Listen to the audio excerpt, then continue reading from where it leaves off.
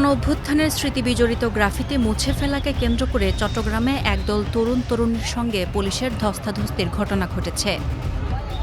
নতুন করে গ্রাফিতি আঁকার চেষ্টার সময় ১৮ মে সোমবার বেলা ১:৩০টার দিকে নগরের টাইগার পাস এলাকায় এই ঘটনা ঘটে।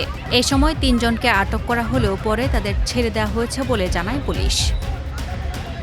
গ্রাফিতি মুছে ফেলা নিয়ে ১৭ মে রোববার সন্ধ্যায় একই এলাকায় জুলাই গ্রাফিতি অঙ্কন কর্মসূচি পালন করেন জাতীয় নাগরিক পার্টি এনসিপির চট্টগ্রাম মহানগর শাখার নেতাকর্মীরা। এ সময় বিএনপির নেতাকর্মীরাও পাল্টা অবস্থান নেন। এতে উত্তেজনা দেখা দিলে পুলিশ এসে দুই পক্ষকে সরিয়ে দেয়। রাতের ঘটনার পর সকালে নগরের জিইসি মোড় থেকে দেওয়ানহাট পর্যন্ত সড়ক এবং এর আশপাশের এলাকায় সভা সমাবেশ ও মিছিল নিষিদ্ধ করে চট্টগ্রাম মেট্রোপলিটন পুলিশ সিএমপির এই নিষেধাজ্ঞার মধ্যে বেলা ১:৩০টার দিকে টাইগার পাসে শহীদ ওয়াসিম আকরাম এক্সপ্রেসওয়ের পিলারে গ্রাফিতি আঁকার জন্য জড়ো হন একদল তরুণী। তারা নিজেদের সাধারণ শিক্ষার্থী ও জুলাই যোদ্ধা পরিচয় দেন। তারা গ্রাফিতি আঁকার চেষ্টা করলে পুলিশ তাদের বাধা দেয়। এ সময় উভয় পক্ষের মধ্যে ধাক্কাধাক্কি হয়। রঙের কৌটা নিয়েও উভয় পক্ষের মধ্যে ধস্তাধস্তির এক পর্যায়ে পুলিশ সদস্য ও গ্রাফিতি আঁকতে যাওয়া তরুণীদের গায়ে রং ছড়িয়ে পড়ে। প্রত্যক্ষদর্শীরা জানান, ঘটনাস্থল থেকে পুলিশ ৩ জনকে আটক করে নিয়ে যাওয়ার সময় সঙ্গে আসা বাকি তরুণীরা পুলিশকে বাধা দেন। এক পর্যায়ে আটকের প্রতিবাদে সড়কের উপর বসে থাকতে দেখা যায় কয়েকজনকে। পুলিশ জানায়, সাধারণ শিক্ষার্থী পরিচয়ে গ্রাফিতি আঁকার চেষ্টা করা তরুণীরা এনসিপির রাজনীতিতে যুক্ত।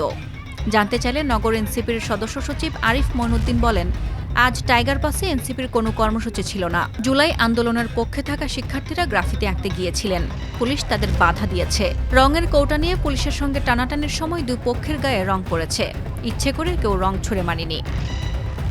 বেশিরভাগকে আমরা চিনিও না এবং তারা জুলাইয়ের সম্মুখ সারির যুদ্ধ ছিল। অনেকে আমরা দেখলাম যে সম্পূর্ণ আমাদের পার্টিশন রাজনীতির সাথে কোনো সম্পৃক্ত না। তারা সম্পূর্ণ নিজেদের সচেতন জায়গা থেকে স্বতঃস্ফূর্তভাবে আজকে এখানে এসেছিল এই টাইগার পাসের মধ্যে রাত্রি রাখতে। সেখানে পুলিশ একটি ৪০ জারি করে। পুলিশ দেখেন মানে একই ৪০ জারি করছে সমাবেশ মিছিল বন্ধ করার জন্য। গ্রাফিতির জন্য তো এটা বাধা নাই, গ্রাফিতি কেন একটা বাধা দিব না।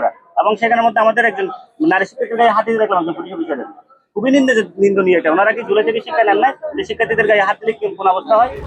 জানতে চাইলে খুলশী থানার ভারপ্রাপ্ত কর্মকর্তা আনিসুর রহমান প্রথম আলোকে বলেন, ঘটনাস্থল থেকে ৩ জনকে আটক করা হয়েছিল, পরে তাদের ছেড়ে দেওয়া হয়েছে। ঘটনাস্থলে থাকা কোতোয়ালি থানার পরিদর্শক মীর মোহাম্মদ সেলিম বলেন, একদল তরুণী গ্রাফিতি অঙ্কন করতে এসেছিলেন। এ সময় তাদের সঙ্গে সামান্য ধস্তাধস্তি হয়েছে। এ সময় পুলিশ সদস্যদের উপর রং ছোড়েন তারা।